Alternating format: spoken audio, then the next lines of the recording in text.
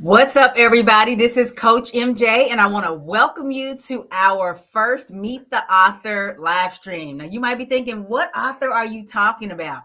I'm talking about the amazing authors of the future bestseller, Breaking Through, right? Breaking Through Startup Stories from Trailblazing Black Women Entrepreneurs. Have you heard about it? Have you seen it online? We are going to be talking today with one of our fabulous authors who has helped to write this book. And we'll be telling you a little bit later on how you can join us for our book launch event on January the 26th and how you can pre-order your copy so that you can get into it. And actually, this book is not just for entrepreneurs. It's not just for Black people, and it's not just for women. It's for anybody who is ready to break through to another level in your life. But I'm going to talk about that later. Right now, I'm going to bring on our author. Today is Nicole Vashon Dean. What's up, lady? Thank you for joining us.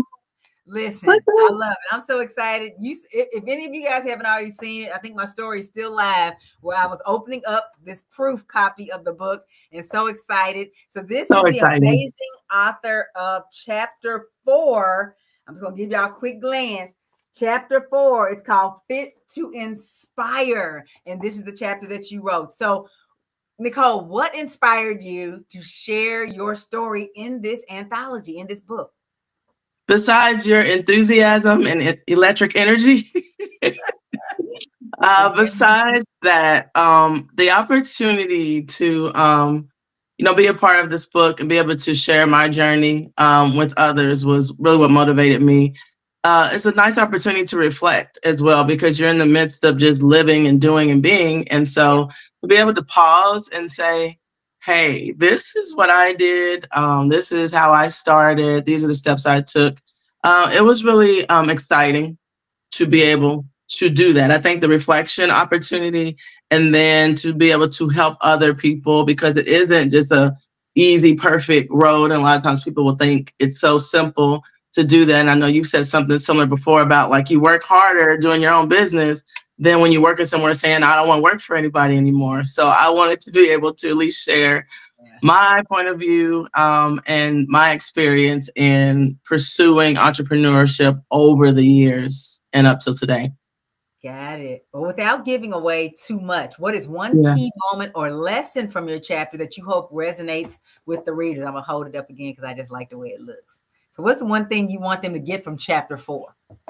I think getting clear on the audience that you serve is one of the things that I talk about in my chapter, because there are so many people who may be doing the same thing that you're doing. Maybe they have the same product or the same service or a similar idea.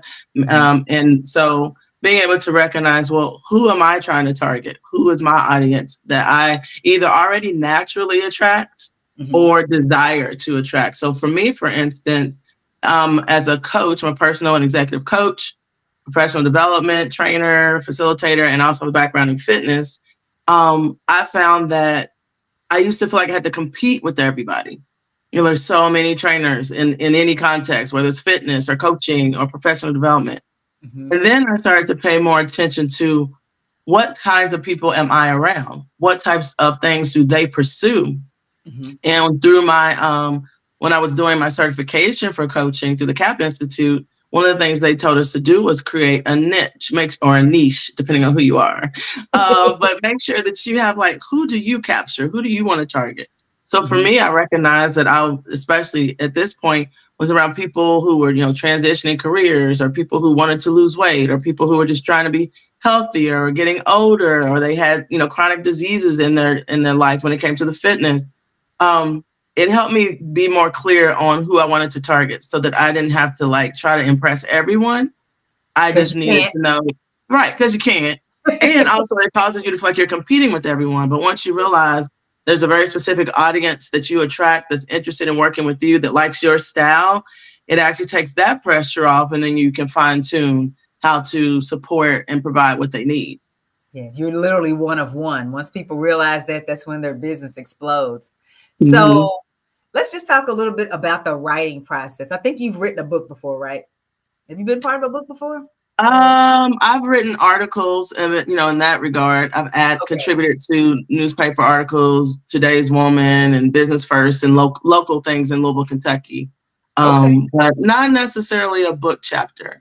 Okay, so what was the writing process like for you, and did anything surprise you about telling your story in print? Yeah. So what was great about the process, and that was, you know, attributed to you as well, compliment to you, is how you helped us to decide what writing prompts we might want to choose from. So for those listening, you know, we were able to receive a vast list of just writing prompts. About 57 and a half questions from MJ, but you can then choose what jumped out at you to write about. So part of it was just having the writing prompt to say, I want to write about this particular question or whatever. But I think as far as the process for me, I'd like to just, I used to do this in school, like for reports and stuff. I just write it first. I don't think about what it says. I just write it and then go back, reread it, and then start to edit. And so, you know, as I responded to the prompts, I just wrote everything that came to mind, you know, what made me get started, what motivated me, you know, who was my audience, you know, what steps did you take? Whatever it was, I just wrote it all down and then went back and edited and then reviewed it and got it to a point where, you know, that it was concise but thorough, if that makes any sense. And, but the biggest thing for me was just not putting too much pressure on myself, almost like having a conversation with someone and then going back and editing it from there. Got it. So just kind of free writing and then going back and tweaking it. So how did you feel when you saw the finished book cover? Oh my gosh. This is how I felt. I felt so good. It was so exciting, first of all, to go through this process, a collaborative effort as my first opportunity to be an author. I'm excited that it's a co-authorship. For us to work as a team to identify like the message we wanted to send and the cover options that we had to convey, and you'll be able to vote on those and come to a consensus. But to see that, hold it up one more time. Yes. To see that it's printed, it's got real pages in it, it's got our chapters in it. It just feels so powerful. 200 pages. 200 pages with the front pages. Yeah. That's awesome. And it looks great. I'm so excited and proud of it.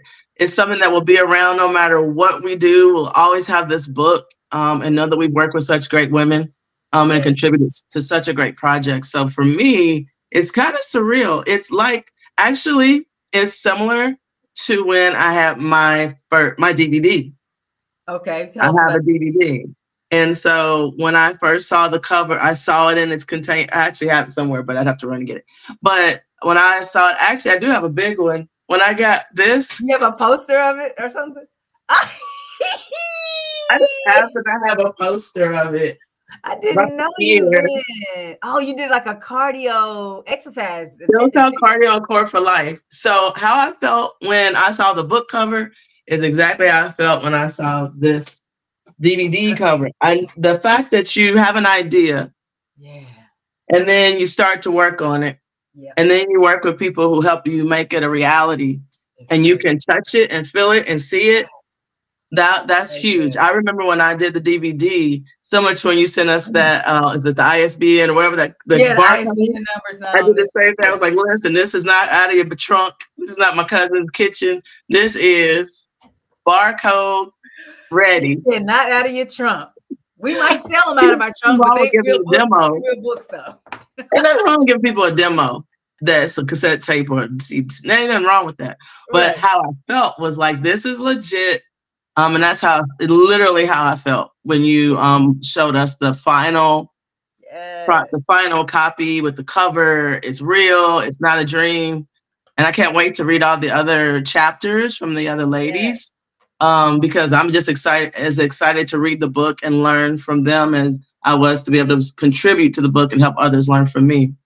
That's amazing. Yeah. So for those of you watching, the authors, obviously they each wrote their own chapters, so they weren't collaborating on all of the text, just on their chapters. So none of them have read each other's chapters. They also have not read my chapter, my stuff at the beginning of the book, my stuff at the end of the book. The only person that's seen it all is me. So I'm excited that they get to still be surprised. Yeah. You guys get to still be surprised and thrilled by it. We're going to get our copy and read it. Listen, I love it.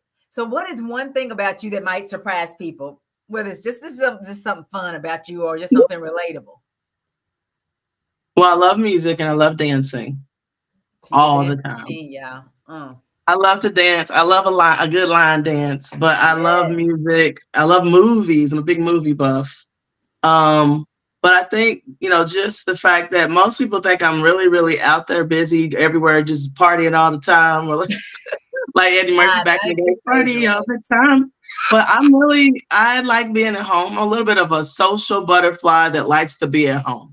So I always say I'm like, what is it? Introvertly extroverted or extrovertly introverted, because I like both and. I like to be out. I love the energy of being around people. And then I also love just chilling at home, watching movies, listening to music, dancing, all of that. And I just love friendships and connection with people.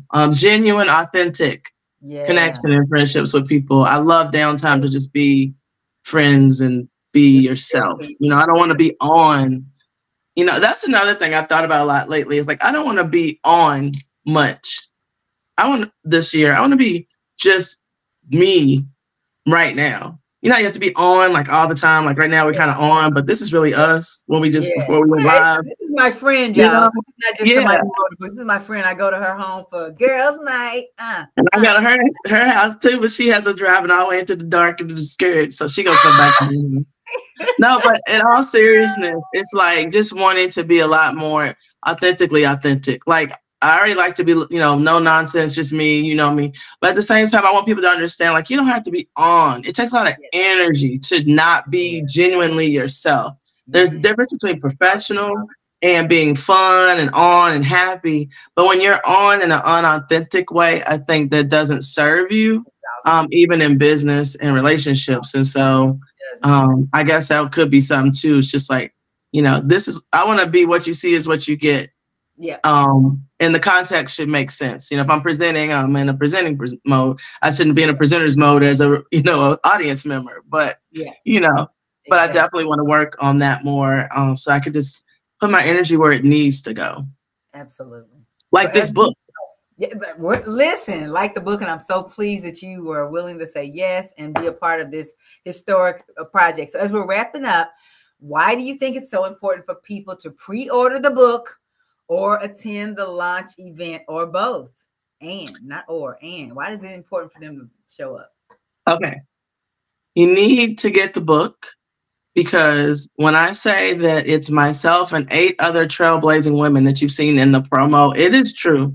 We have coaches, we have hoteliers, we have boutique owners.